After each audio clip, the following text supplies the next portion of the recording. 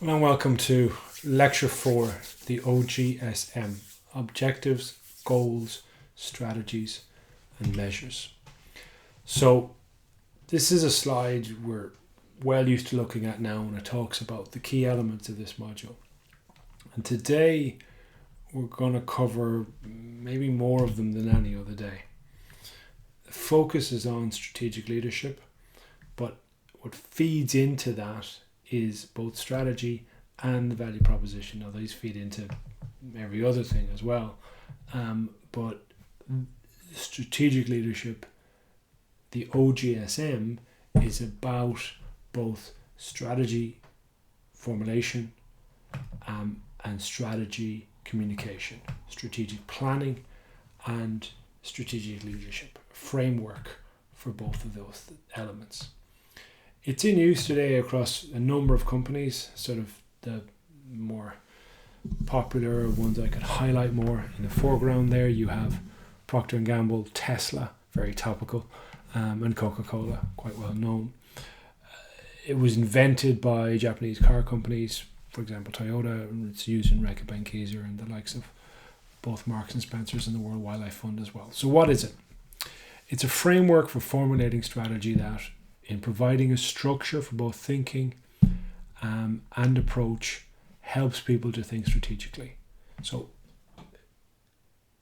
the act of doing an OGSM helps you to think strategically. It's a fundamental part of strategic thinking. It's a fundamental part of this module.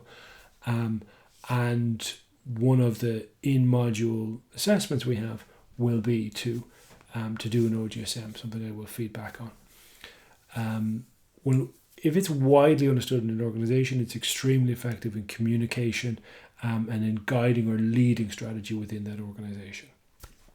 As I said, it's invented by Japanese car companies, and what the letters stand for is something I mentioned on the first slide. Just to point out though that the conceptually difficult part of this is the O and the S, the objectives and the strategies, whereas the goals and the measures, the G and M, help clarify or even guide execution for the objectives and strategies. So a simple overview of what the process would look like. You start with an objective, you consider the resources you have, you make choices amongst those resources and you execute the strategy. And there's an iterative process. Those choices affect the resources, and those resources, in the context of whether you're right to win or not, affect the objectives that you can come up with. So, 5 steps. Assessing the landscape. Understand the context you are in and identify the core problems. This is really key. In fact, a lot of strategic frameworks just focus on this step. Decide what you ultimately want to achieve in step 2, and how will you overcome that core problem you've seen in step 1. So there's an iteration here between them as well. What's the problem? What do you ultimately want to achieve in solving that? How do you want to solve that problem? Define goals or milestones to that objective and express them in binary form, and we'll talk about what that means when we get to that section. You make choices about the resources or opportunities or capabilities, and within the constraints that you have, remember our definition of strategy, and those choices are your strategies. And then you assign key performance indicators for each strategy. Those are your measures. So assessing the landscape. What's the core problem? It's absolutely fundamental to good, workable strategy that you build a realistic assessment of where you are. It's also really uncommon. Drucker, who invented management by objectives, talks about, in a arguably more positive way than I often talk about it, that 95% of the time you don't have the right objectives. I refer that to entire organizations. And an example of that is from the beginning of Chernobyl, the drama series on HBO. And we don't have time in this video, we're restricted to half an hour, so I will show in the Zoom session, but my overriding impression from watching the first episode of Chernobyl is that it felt like a lot of places I've worked myself, in terms of an institutional refusal to accept reality, and hence an impossibility of defining a problem, never mind finding strategic solutions to it. So strategy relies on effective assessing the landscape, and a lot of strategy models deal exclusively with this process. Porter's generic strategies, for example, we see here, articulated in this case by Lafley and Martin. Porter's 5 forces, another model, arguably the most famous model for strategy. And another one would be, an assessing the landscape model would be SWOT analysis. Also, something we've seen is Dolan, Robert Dolan's paper. He talks about 5 C's, in particular with regard to marketing strategy. And again, something else we've seen before, but something I do want to highlight here. So fundamental at this stage is A, a realistic approach of where you are, appraisal of where you are, and then B, sorting out what the problem is. What are you trying to solve? And this part is difficult, although practice does help. But without identifying that problem, it's going to be difficult to create an objective, and without an objective, you ain't got an OGSM. So, speaking of objectives, what do you ultimately want to achieve? It's what I would define as the objective. Now, there are numerous takes on what this objective might be for business strategy. We've seen Porter and Lafley and Martin a lot already today, so why not use them again? For Porter's take on strategy, it's all about competitive advantage. And for Lafley and Martin, it's about a winning aspiration. Now, winning aspiration is not very far from what do you ultimately want to achieve, but I still favour my articulation of what that is. And to get to what do you ultimately want to achieve, here are some techniques, some questions you could ask that will help you ladder up to this ultimately what you want to achieve. How do you solve the problem you've identified in the ATL section, and is your solution sustainable? Remember, we use sustainable rather than long term. Is your solution sustainable? Do you solve the problem? Is it sustainable? And the part of how you ladder that up, you ask the question, where will that get us? And repeatedly ask this question, and where will that get us? And then where will that get us? There's some examples at the bottom of the page. What role will we play if we get there? If we achieve this objective, what role will we play? And what will it mean to the organization? It's very, very similar to all these questions are very similar, but the idea is taking different perspectives to help you answer that question ultimately. So, for example, Revolut, the challenger bank, establish an objective, potential objective for them would be establish Revolut as a leading challenger bank and a true option to establish banks for consumers and small businesses. Now, there's a lot in that, right? First of all, they're talking to small businesses, so the role they're playing, or the place they will be in, the position they will be in, is they want to be the best challenger bank, the leading challenger bank. But also, that's not sufficient. That's not a big enough objective for them. They also want to be in a position where they're a true competitor to the established banks. So it'd be no good to be the best of the challenger banks and then everybody fails in that field. They want to be the best of the challenger banks and be in the world of banking long term, sustainably, regardless of what happens to the rest of the challenger banks. And if they all make it, they still want to be the leading challenger bank in doing that.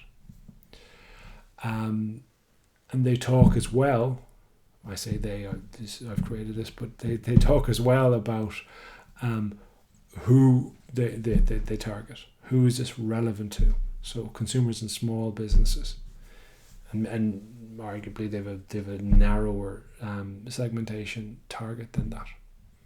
So Gillette disposable razors, so not the major part of the business. You got disposables and what they call systems, but what they want in this, or in this case, I did write it, and it is true.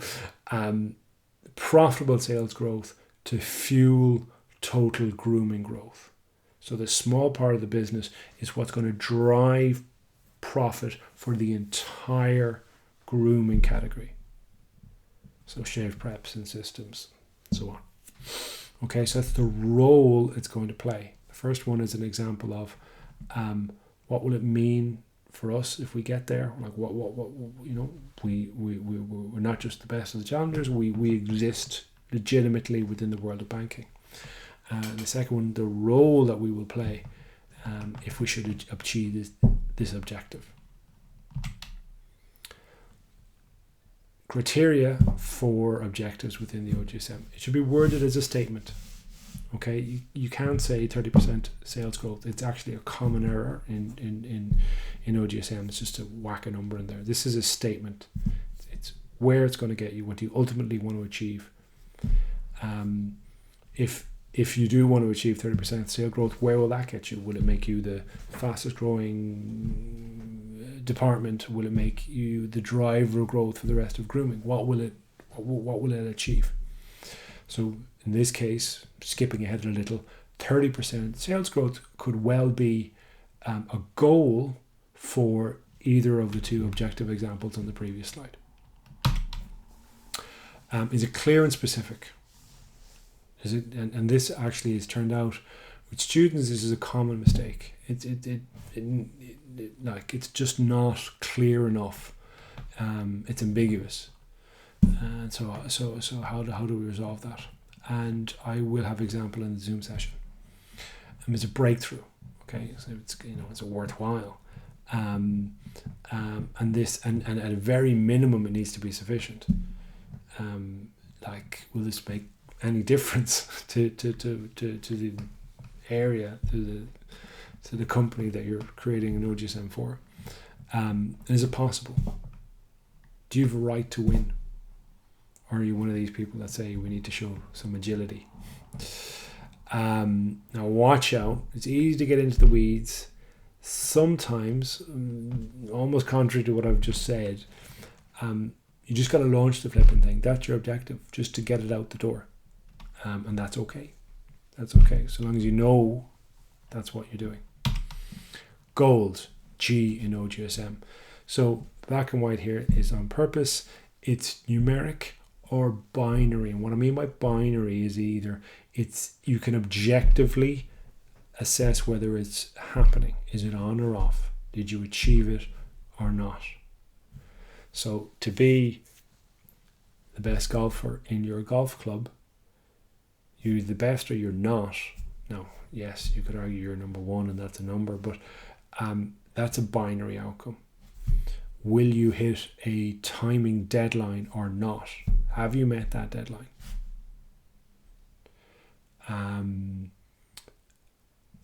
The Finnish or Calganet rinse aid example from last week would have probably had a binary objective in terms of just get there first. But that's an example. Get there first is either you're first or you're not. That's an example of a binary criteria.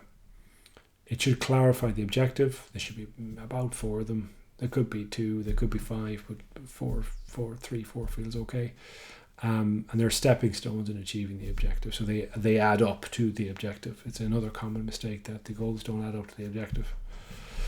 And SMAC is a criteria for goals everywhere. So specific, measurable, achievable, and compatible with other goals within the organization. So it's measurable. It can be benchmarked against something. So taking the first to the O and G in the G, they're the what part of the OGSM. and the objective and goal. So breakthrough, achievement, and then stepping stones in order to achieve the objective, words and binary articulations. Okay, and here's an example of a nice simple example of improving your golf game. So objective, become the most improved golfer in the golf club.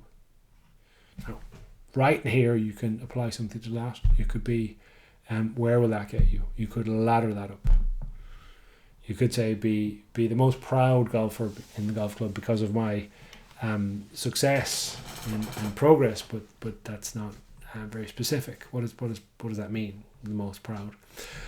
So you balance them out. In this case, in this simplified example, you come up with the most improved. Goals. So how we know that's true: reduce average score per round by 10 strokes, and get into the top 30 rankings of the club. So it's relative to where you are now. Strategy. Effectiveness in achieving objectives.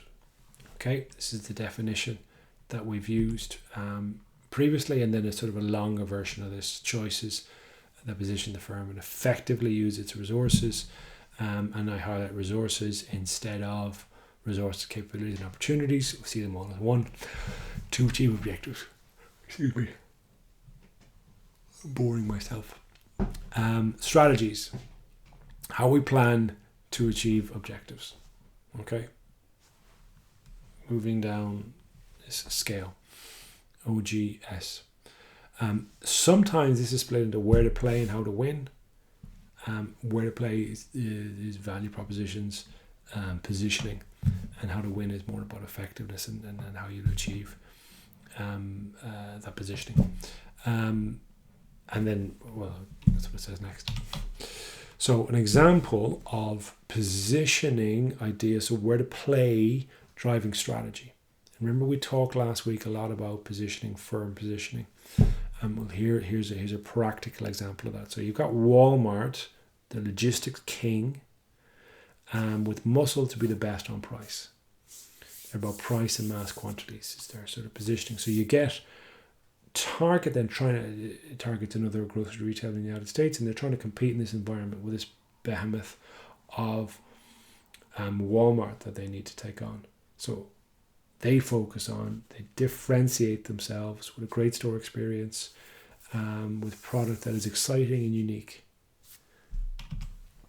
Okay, and their positioning then is about innovation, design, and quality, and their so that's what they would focus on within their strategies within an OGSM. They would be we're gonna be innovation leaders.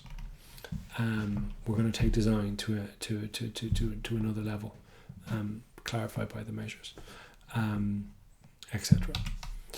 So key considerations about strategic choices: this idea of interdependence, and hence an iterative process, and that brings the assessment of the landscape into it as well. You need to understand that if you make some choice and you use resources in a particular way, what difference will that make? I'll take you back to the Reckitt Calgonate example with the rinse aid.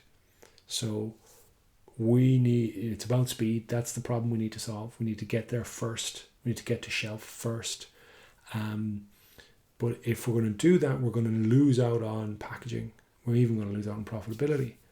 And quality strategy recognizes what is the problem, what's the most important thing to do within the assessing the landscape section that feeds into the objective, and then strategies understand that and understand the interplay, and can make sacrifices and, most importantly, make choices in order to achieve that objective. Realistic, again, this keeps coming up. Do you have a right to win? Or as I've said before, or are you one of these people that says, oh no, we need to be agile, and if we're agile we can do everything? That's a failure to make choices. It's the fundamental failure in defining strategy. So two choices, two tests. Would you choose not to do it? And have you prioritized? Do you have more than number one? Do you have more than one number one priority? Porter reflects this idea of choice being important. The strategy requires you to make trade-offs to choose what not to do. Some competitive activities are incompatible, thus gains in one area can be achieved only at the expense of other areas, and the Rinsate example is a good example of that. Okay, examples of strategies: positionings, value propositions, target consumer, geography, product focus. These are all where to play strategies. Galloway, again, back to Galloway, he talks about what can you do that others can't or others find really difficult to do, and the Apple stores are an example of that. That we talked about last week. It's really difficult for anybody, let alone just their direct competition, to create that store experience. Remember, on certain criteria, they're the most successful retailers in the world. So you got to beat the best to compete. And remember, there are 2.5 ways to grow. Sell more to your current customers, or sell to more customers, or sell more to your current customers. And then the half was cutting costs. I should have left that out here. And another one is focus. As a little cheat on an OGSM that you do, if you start every strategy with focus, you're probably going to be correct in it being a strategy. So measures: ensuring execution. Execution will come up again. So numeric, in this case, we've gone words, binary or numeric, words, and now we're back to numeric again. These are measures, and they're binary. They've been succeeded. That you have succeeded or not. They should have one owner. A key part of making this happen is give responsibility to one person. If you want something to fail, give it to two people. Because nobody will do it, or they'll both try and do it and just end up detracting from each other. The other advantage, I said execution will come up again. The other advantage of one owner is you have a single ringable neck. And typically, measures line up 1-for-1 against the strategies. So, overall, bringing these together, you've got the what section and now the how. The how of achieving objectives, which is the strategy, and the numerical targets of progress towards those. Taking the golf game example, strategy, now focus on improving putting. So this reflects a knowledge of the landscape that putting typically is the area that the most strokes are lost in a round of golf. That and lost golf balls, and it does depend on what level you're at. Play more often. Get coaching, play with better players, and then the measures each reflect to that. So we'll take the play more often. This is broken down into then 1 round a week, 1 practice, 1 coaching, and so that actual measure, it is a specific numeric criteria for play more often, but it also affects some of the other strategies as well. So it needs to fit. Some watch outs. Trying to do everything, prioritizing, not making choices, thinking your agility is what it's all about. Overcomplication, you spend too much time strategizing. It's a very, very common mistake. No execution ever happens. Everyone just keeps being stuck in the weeds with the strategic planning. No flexibility. I talk a lot about definitions, and that we'll use them in a workable sense. But if you stay too rigid, if your definition is all that matters, that's not going to help. An example of this is, if you think, well, that's not true according to the definition, just ask yourself, what else would you call it? It's often a way to get things going. Not following the words, numbers process. This is actually very common. To some of the best people who write OGSMs, the best OGSM writers. So something to keep at the forefront of your minds. Inappropriate goals and performance measures, like you 2 short time horizons. It's very similar to the first one, but trying to do too much in too little time. And then, you may well need to be stupid to do this, but the number is not adding up to the desired results. I'm sure now I'll have an example where this doesn't happen. Okay, so just a quick example, and we'll go into more detail later, but this is something you can have a look at yourselves. I'll just move the other way. So you can have a quick look at this. So this is something, over time, you become better at creating these. So this is something that I literally created in 4 minutes. I had some understanding of what Revolut is. There's probably mistakes in it, but I wanted to do it this quickly as well to reflect that this is the standard we can get to. So I've talked about the objective already. Goals support that. Strategies, target your digital. So this, a lot of these are about positioning. So who's your target consumer? Within your marketing, what's your primary benefit? So what's your value proposition? How do you differentiate? All of these should be about differentiating, but in particular, we're going to be different based on, so to a certain extent, unique selling proposition, if you like that term, and spot rate. FX is foreign exchange. It's a technical term, but something that, in my opinion, does differentiate them. And then UK leads, so where they're going to, for geography, where you're going to focus first. So a lot of these are, you could classify all of these as where to play. And then this is an actual one from Gillette Western Europe. I've blocked out. If there's square brackets anywhere, it's just stuff that's possibly sensitive, and the numbers are taken out as well, but the indexes remain. And something that we pulled together, and this is an example of the standard that I would like you to get to. And I'm comfortable saying that I've got undergrads who got to this standard, so it should be easy peasy lemon squeezy for the likes of you.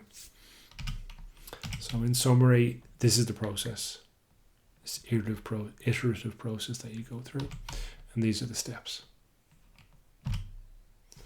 And